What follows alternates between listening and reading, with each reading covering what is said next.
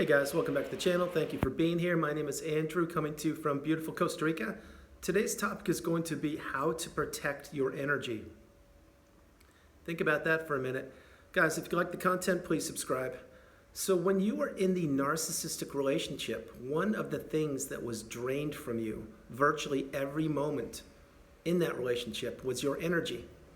Your energy is something that's extremely important on many different levels, meaning your physical energy, your mental energy, your spiritual energy, your emotional energy, your financial energy. The list goes on and on. But your energy was being drained from you, and you did not know it because most likely when you were in this relationship, let's say it's a business relationship, you got hired, the boss was making you all these beautiful promises, in other words, future faking, leading you on, stringing you along with dangling that carrot, and they were making promises that would never come to fruition. And you were working as hard as you possibly could for that company, that boss, that operation, because you believed that there was a pot of gold at the end of the rainbow, per se. Maybe a promotion, maybe a raise, maybe a vacation, a trip to the Bahamas for a month. Who knows? But you were promised a lot of things. And lo and behold, when you delivered and you gave all the hard work to the boss or the company or the corporation, and the company made a lot more money because of your efforts, what happened? That's right. You didn't get anything, did you? No, you didn't. I've been there. I understand it completely. That's future faking in a business workplace. But what happened there is they stole your energy. Yes, you were on the payroll. Yes, you were making money, agreed, and that you agreed to the salary, whatever that was. But the point is you were also promised a lot more that never came to fruition. It's another way in the corporate workplace or in the workplace in general that people get abused and their energy gets stolen, because when you're working, let's say for that company, most likely you were putting in extra hours, working longer and harder than you're accustomed to, because you thought that there was going to be a benefit at the end of doing your work. And there wasn't. It was just the narcissist future faking, stealing your energy, your time, everything you offered. Take the same example with a friendship. So you have a friend, and the friend has been gobbling up your time, meaning they're texting you nonstop, or they're suddenly just showing up at your door unannounced, or they're sending you emails or silly memes. Like, I know many of you may be into memes and that kind of stuff. I don't care for them. But the point is, basically they were consuming your time because they thought that you enjoyed all these things, and they think they're funny. But more importantly, what they're doing is they're draining your energy from you. They're stealing your energy and your time. And when you understand that, wow, like I'm getting a lot of texts, or this person's contacting me too much, it's actually inappropriate, and they won't stop, that's a huge red flag. That is an energy thief, an energy vampire thief is what it is. And you need to block them, have no regrets, lay the law down, build some boundaries, and move forward. Those are just two examples of how the narcissist steals your energy. Now, what you can do to protect your energy is very simply this. Put boundaries in place, meaning if you are a people pleaser, or you were one, or you are or were a yes person, meaning you always say yes to people, don't do that anymore. What we need to do is we need to have boundaries and understand that if you were in a narcissistic relationship, you know that they steal your energy, among many other things, your resources, your time, your looks, your social circle, your job, your status, your circle of friends, the list goes on and on. But with your energy, how to protect yourself, what you want to do is you want to not react, and you want to respond when it's appropriate. You want to put filters in place, meaning build boundaries. Just because someone texts you doesn't mean you have to reply back immediately, does it? It doesn't. When you were in the narcissistic relationship, you were expected to reply back immediately because you didn't know it, but you were working for the narcissist. No longer are you doing this. You now reply or respond in time, in your time, if you want to. Many people believe just because somebody wrote you an email or texted you or called you that you have to oblige and return the favor. So an example here would be, let's say someone sends you an email, and it's a really lengthy email. For whatever reason, you received it. You didn't request it, but you received it. You know, in the old days, meaning let's say a long time ago, let's say it was a handwritten letter in that example, it would be expected that you would write a long handwritten letter and send it back to that person. That was then, this is now. So fast forward with an email. Say you get a lengthy email and it's really lengthy, like abnormally lengthy. You don't have to write one sentence back to that person and press send. You don't have to reply at all. Just because somebody took time to write something to you doesn't mean it deserves a reply or a response from you. Now, on the other hand, if it's a kind, loving, warm message and something that you really feel that you want to reply to, go for it. Do it. Do it. What makes you feel good? That's the whole point of this video. Keeping your energy within yourself. Maintaining your energy. In other words, don't give it away for free, or don't give it away because you feel obliged to do so. You don't. You don't owe anybody anything on this planet. And if you're not sure about that, if you're like, Andrew, well, actually, I really do. I have to reply to people. I have to do things. You don't. You are in the narcissistic relationship. Think of that hamster wheel you were spinning on, that you were working for the relationship. You could do no right. You were abused every way possible. And where did that get you? That's right. So now that you have the education, or you're getting it, and you're becoming awakened, and you're understanding that exactly, many people on this planet don't have your best interest at heart. They sincerely don't. They really don't. And if you are an empath, you are one of the rare breed. You're one of the chosen ones who absolutely adores to be appreciated, respected, loved, embraced.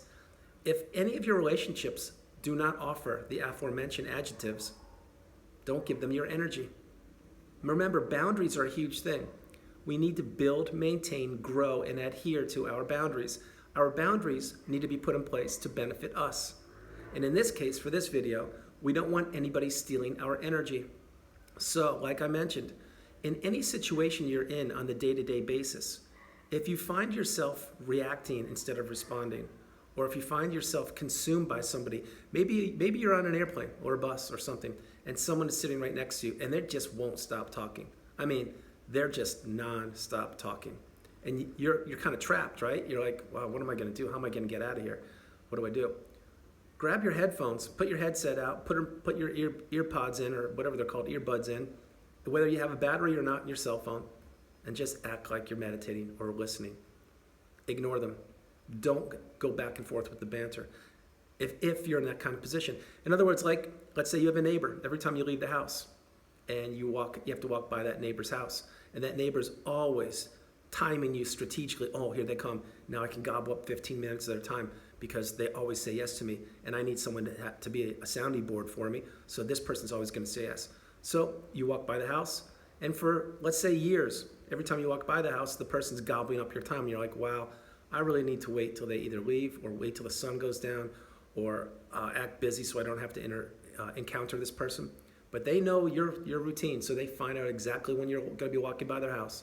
But this time, you say, excuse me, I'm really busy, I've got an appointment, or excuse me, I'm doing my exercise, or pardon me, but I'll talk to you later. Things like that. Maybe you could do it a little nicer than I just mentioned, but the point is, don't let that person consume your energy any longer. Now, whether that person's a narcissist or not, I can't say. What I can say is if you're in any environment where someone is consuming your energy and it doesn't feel good to you, it doesn't feel authentic or beneficial to you, either leave it, drown it out, or find a solution to not encounter that person again. In the workplace, many times also, let's be real, people will come up to your desk, they will talk to you, ask you questions that have absolutely nothing to do with work. Why are they doing that? Well, some people are just innocent, kind-hearted people. They just want to say hi to you and shoot the breeze, wherever that expression is. Fair enough, got it.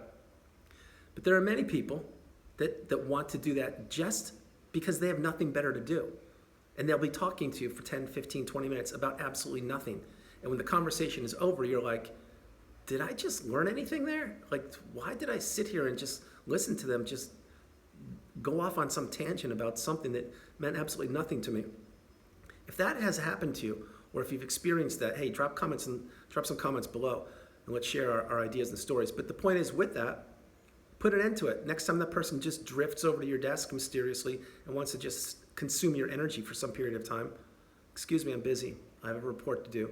Pardon me, but let's talk about it later. The point is, eventually that person will get the hint, and they'll find a new target. That this is exactly how we don't want them to steal your energy, and that's how you put a boundary in place.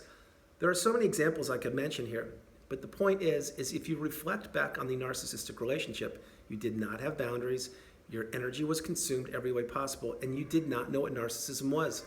Now you are free. Now you know what narcissism is. Now you have the education. Now you have boundaries, and now you need to put yourself first, second, and third. You are the priority. You have always been the priority. However, maybe you just did not understand that for a period of time because maybe you were a people pleaser or a yes person or just didn't know how to say no or had no boundaries. But now you don't. Now you're improving each and every day, and you're understanding that on this planet, most people have an agenda. Yes, they do. They really do. I'm not saying you have an agenda, and I'm not saying that everyone has an agenda. I'm saying a lot of people have agendas, though. Like, hey, can you give me a ride to the airport? My car broke down. Or, I'm sorry, but I'm low on money. Can you loan me some money?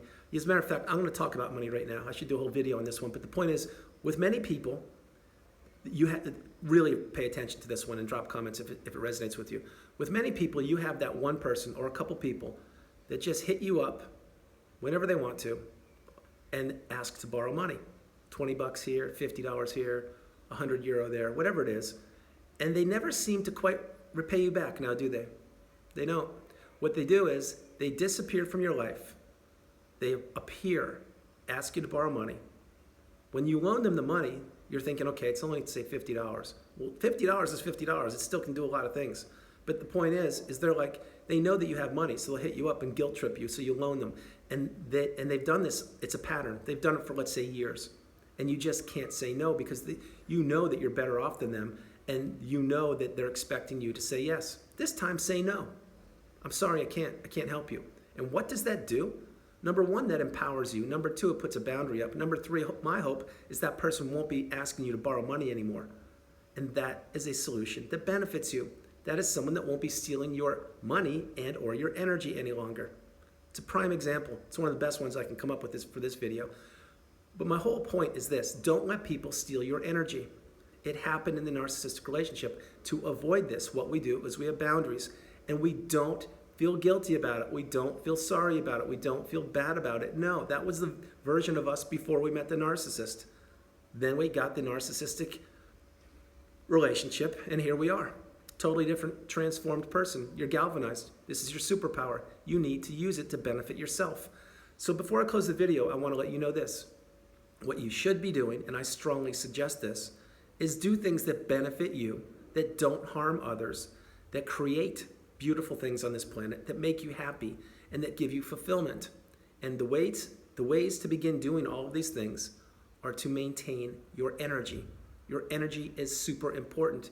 If you don't have, let's say, physical energy, when you're sick, you can't really do much, right? And you just want to get healthy again. Like, say you have a common cold or something. You're like, wow, I really feel drained. I really want to get better. And when you get better, you rejoice. You're so happy because you are healthy again and you can do what you want to do. It's the same thing with your mental energy, your financial energy, your spiritual energy, your emotional energy, your time. All of your energy that makes you you need to reserve it for those people that you want to share it with. You don't just give your energy away any longer to anyone that walks by because you can. You reserve it for those people that are very important to you and that are trusted loved ones or family members or people that you actually believe in and respect, and you know they're going to give their energy back to you. That's the message for today. Guys, I hope you liked the video. I loved doing it from beautiful Costa Rica. This is Andrew. Namaste. Have a great afternoon. Stay blessed. Stay true. Continue to become awakened and aware. Continue to walk on the path. Remember, we're all on the same path, headed in the same direction. We are just taking different footsteps. I love you more than you know. Continue to become educated and always understand that you are not alone. No matter where you are located on this planet, no matter what time zone you're in, no matter what color your skin is, no matter what your circumstances. If you just won the lottery last night, or maybe you just ran across difficult times, you are not alone. This community is here for you. I am here for you. God bless you. I'll talk to you maybe later today. I'll see if I get a rainstorm. I love you. I'll talk to you soon. Bye.